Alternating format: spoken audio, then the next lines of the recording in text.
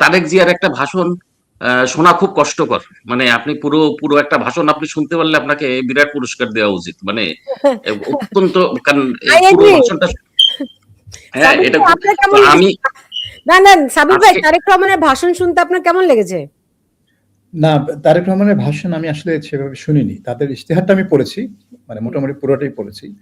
মানে ভাষণ আমি না শুনতে মানে পারিনি, কারণ মানে মানে কারণ কারণ সূর্য হচ্ছে কাজী যে প্রশ্নটি তুলেছেন যে তার ভাষণটি শোনা, এটা একটা ধৈর্যের ব্যাপার আর কি, একজন এটা অনেক বিরাট রাজনীতি। বিরাট খুব কষ্টের কাজ। কষ্ট। তাহলে আপনি অনেক কিছু পারবেন। এই ভাষণটি যদি পুরো কমপ্লিট করে শুনতে পারেন, তাহলে আপনি জীবনে বহুত আপনি ব্যঞ্জনসন হতে পারেন। না, তো এটা খুব এনিওয়ে, কষ্ট।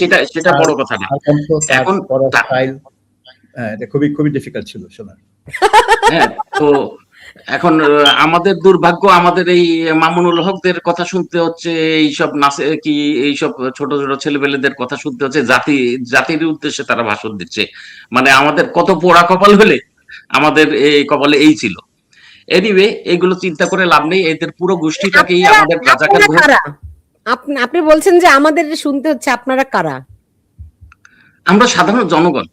আচ্ছা। আমরা সাধারণ জনগণ, আমাদের দুর্ভাগ্য যে এই ধরনের বস্তা পচা আর কি কিছু মানুষের এদের বক্তৃতা শুনতেছে নেতা হিসেবে আমাদের। জি। এবং আহ, আপনি দেখেন একটা পাত্রে 10, ধরেন 1 ঝুড়ি আম দেখতেছেন, আপনি ভাবছেন অনেক আম। ট্রাক ভর্তি আম যে রাস্তায় পড়ে আছে, ওইটা আমরা দেখতে পাচ্ছি না, ওটা সামনে আনতে না। এই কারণে এদেরকে অনেক বেশি লোক মনে হচ্ছে। আমি ভাষণ আপনার সাথে আজকে কথা বলার পরে আমি খুব কষ্ট করে তারেক জিয়ার একটু ভাষণ টাষণ শুনলাম, এবং দেখলাম অনেক লোকজন। তো লোক দেখে অনেক লোক মনে হয়, কিন্তু এরা সারা দেশের লোক না, এরা সারা বাংলাদেশের লোক না। কারণ আমাদের পক্ষের যারা লোক, তারা তো একসাথে এইভাবে একটা জনসভা করতে পারছে না। সুতরাং আপনি এদের দেখে বিভ্রান্ত হবেন না, এরা আমাদের দেশের লোক না। আমাদের উচিত হবে আমাদের ইউনাইটেড হয়ে, আমাদের যত বছর লাগুক, এটাকে 71 সালের, একদম 71 সালের পটভূমিতেই দেখা উচিত। এবং আমাদের যত দিন লাগে, আমাদের সংগঠিত হয়ে এদের বিরুদ্ধে সশস্ত্রভাবে জিততে হবে। জি। এর কোনো বিকল্প নাই। এছাড়া আপনি বাংলাদেশকে মুক্ত করতে পারবেন না। সাবির বাংলাদেশকে মুক্ত করতে হলে আমাদের, একমত? হুম। আপনি কি তুর্য কাজীর সঙ্গে একমত? আম, মানে আমি অত অত হতাশ নই, যে যারা তারেক রহমানের ভাষণ শুনছে বা এরা আমাদের দেশের লোক নয়, আমি সেটা অবশ্যই বিশ্বাস করি না। আম, এবং দেশটা হাতছাড়া হয়ে গেছে, সেটাও একেবারেই একেবারেই একেবারেই সেরকম না। কারণ আমি এই রোববারই গোপালগঞ্জ গিয়েছিলাম। আর গোপালগঞ্জ একটা ডিস্ট্রিক্ট, বাংলাদেশের 64টা ডিস্ট্রিক্ট আছে। আজ গোপালগঞ্জ দিয়ে আপনি সারা দেশকে জাজ করা যাবে না, সেটা আমি বুঝি। কিন্তু সেখানে যেটা আমি দেখলাম, যে বিএনপির ক্যান্ডিডেটরাও তারা ওখানে নির্বাচন করার জন্য, মানুষের মন জয় করার জন্য, স্থানীয় মানুষের মন জয় করার জন্য, তারাও শেখ মুজিবের নেতৃত্বকে স্বীকার করছে, এবং তিনি যে স্বাধীনতার নেতা ছিলেন, স্বাধীনতা যুদ্ধের নেতা ছিলেন, সেটাও কিন্তু তারা জোর গলা দিয়ে বলছেন। কাজেই এটা একেবারেই না যে এবং বিএনপির নেতারা বলার চেষ্টা করছেন যে তারাই মুক্তিযুদ্ধকে লালন করবে এবং মুক্তিযুদ্ধ 71-কে তারাই লালন করবে। এবং তাদের এই থিমটা কিন্তু তারা গত 2 সপ্তাহে আরো জোরদার করেছে। কারণ যখন তারা বুঝতে পেরেছে যে জামাত এগিয়ে যাচ্ছে বা এগিয়ে যেতে পারে, আরো বেশি এগিয়ে যেতে পারে, তখন কিন্তু তাদের ওই জুলাই আন্দোলন বা অন্য কিছু নিয়ে আর তারা এগোয়নি। তাদের ওই ফ্যামিলি কার্ড আর হ্যান ত্যান যেগুলা, মানে বস্তা পচা সেই পুরনো জিনিসপত্র, সেগুলো নিয়ে করেনি। অনেকে বলবে যে 71ও বস্তা পচা, সেই 50 বছর আগের ঘটনা নিয়ে। কিন্তু সেটা 50-54 বছর আগের ঘটনা হলেও মানুষের মনে ওটা এখনো ফ্রেশ। এখনো ওইটা হচ্ছে দেশ এবং জাতির ফাউন্ডেশন। আপনি ফাউন্ডেশনকে নড়বড়ে করে দিয়ে, ফাউন্ডেশনকে অস্বীকার করে দিয়ে আপনি নতুন রাষ্ট্র করবেন, সেটা হয় না।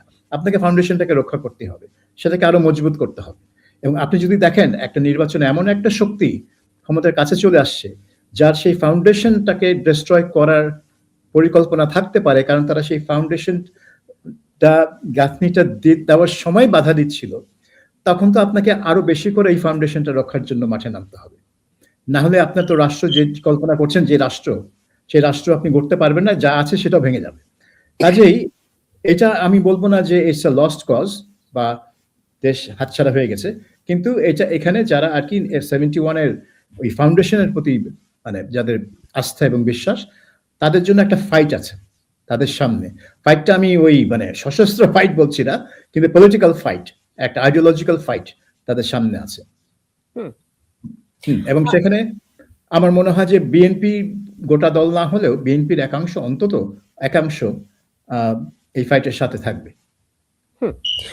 জি, তুর্য কাজী, আজকে দেখলাম প্রধান উপদেষ্টা সহ উপদেষ্টাদের সম্পদের হিসেব প্রকাশ করা হয়েছে। তাতে করে আপনার ডক্টর মোহাম্মদ ইউনূসের হিসাব 1.5 কোটি টাকার বেশি বেড়েছে।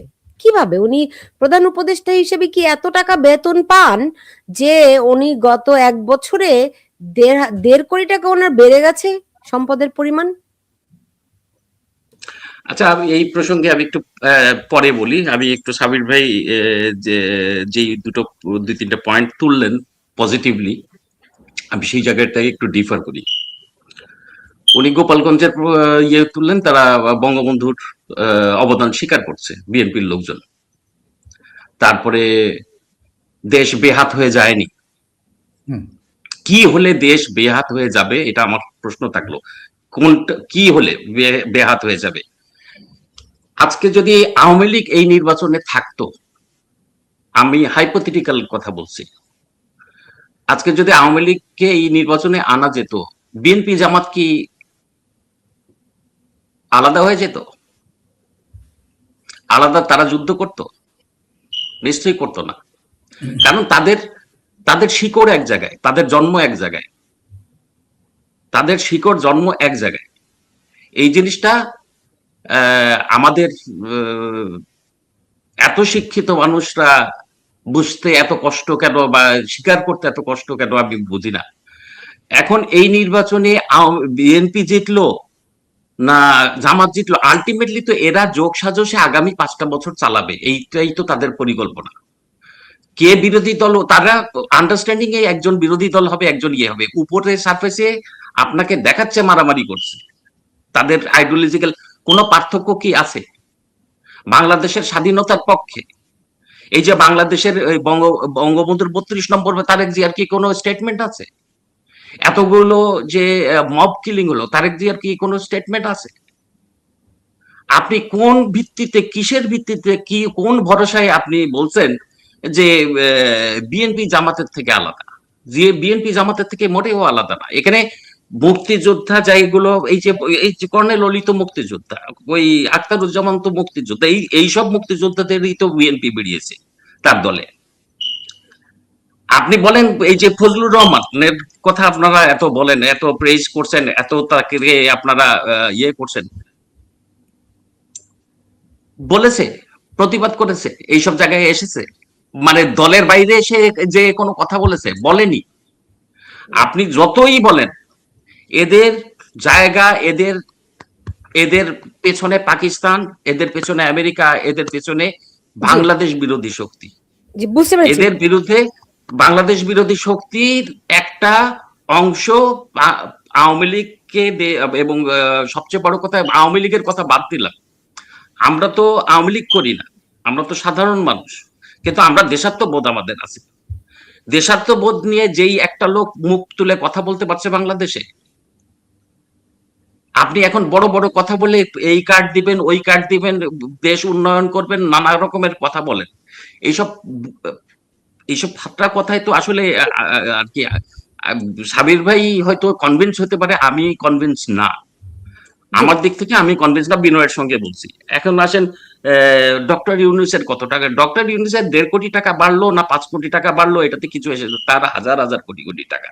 এখানে 1.5 কোটি টাকা কোনো ধর্তব্যের বিষয় না। কাগজে কলমেও দেখালো, অ্যাটলিস্ট অন্য একটা দেখাতে হয়। এখন এই জিনিস, টোটাল জিনিসটাই তো মনে করেন একটা পরিকল্পনার আন্ডারে তারা করছে, সমস্ত কিছু স্ক্রিপ্ট অনুযায়ী তারা চলছে। তো আমরা ওই আমাদের সাবির ভাই বললেন যে দেশ বেহাত হয়ে যায় নাই, দেশ বেহাত হয়ে যায় নাই, হুঙ্কার মানে কি। আজকে দেখেন ক্রিকেট ধ্বংস করে দিল, আমার দেশ ক্রিকেট ধ্বংস করে দিয়ে পাকিস্তান ইন্ডিয়ার সাথে খেলতে যাচ্ছে। যে বুঝতে পারছি, আমরা তো আলোচনাটার মধ্যে থাকি ভাই। আমার সময় প্রায় শেষের দিকে, আর অল্প একটু সময় আছে। এর মধ্যে থেকে আমি যেটি যাই যে আওয়ামী লীগ যে নির্বাচনের ভোট বর্জনের ঘোষণা দিয়েছে, এর প্রভাব আপনি গ্রাউন্ডে কতটুকু দেখতে পাচ্ছেন? আমাকে বলছেন হ্যাঁ, আওয়ামী লীগ কবে ভোট বর্জনের ডাক দিল? ডাক দিয়েছে, তারা ভোট বর্জনের ডাক দিয়েছে। শেখ হাসিনা বলেছে, সজীব ওয়াজেদ জয় বলেছেন।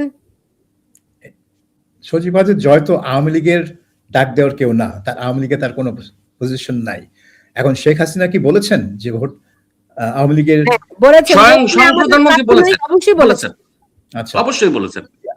আমি যেটা দেখছি যে যারা আওয়ামী লীগের সমর্থক তাদের মধ্যে অনেকেই ভোট দিতে যাবেন, যেরকম গোপালগঞ্জেই আমি যেটা দেখলাম যে ভোট দিতে যাবেন। আমি একটা মুক্তিযোদ্ধার সভায় গিয়েছিলাম যেখানে প্রায় 150 মুক্তিযোদ্ধা, ওইখানকার যে জেলা মুক্তিযোদ্ধা কি বলে কমপ্লেক্স ভবন আছে সেই অডিটোরিয়ামে তারা ছিলেন। সেখানে বিএনপি ক্যান্ডিডেট তাদের সমর্থন আদায়ের জন্য একটা অনুষ্ঠান অর্গানাইজ করেছিল এবং সেখানে তারা যেটা বলছিল যে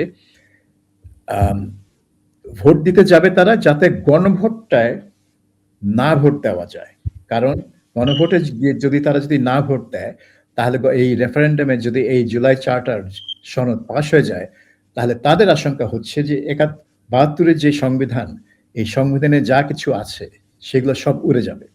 নতুন একটা সংবিধান হবে যেখানে 71টা হয়ে যাবে একটা ছোট জিনিস আর 24 হয়ে যাবে মূল বাংলাদেশের স্থপতি হয়ে যাবে। তো এই একটা আশঙ্কা থেকে তারা মনে করছেন যে তাদের ভোট দিতে যাওয়া দরকার, not to endorse this election, কিন্তু যাতে এই গণভোটটা পাস না হয়। তো সেটা একটা, এই দ্বিধায় কিন্তু অনেকেই আছেন। তবে হিন্দু ভোটারদের মধ্যে যেটা দেখলাম আমি, তারা একটা আশঙ্কার মধ্যে থাকেন। তারা বলে যে আমাদের এলাকায় 1600 ভোটার আছে, প্রায় সবাই হিন্দু, এই ভোটারদের যদি বেশিরভাগ না যায় তারা জানবে যে হিন্দুরা ভোট দিতে যায়নি এবং পরবর্তীতে একটা ঝামেলা হতে পারে। তো তারা বললো না যে কাকে ভোট দিবে, কিন্তু তারা বললো আমাদের ভোট দিতে যেতে হবে, মানে they feel compelled to go. কিন্তু সেখানেও আবার গণভোটের বিষয়টা আছে, কিন্তু এরা অনেকেই বুঝতে পারছে যে এই গণভোটে একটা গন্ডগোল আছে। যদি তারা গণভোটটা কি নিয়ে বেশিরভাগ লোক বুঝে না, কিন্তু একটা গন্ডগোল আছে সেটা বুঝে।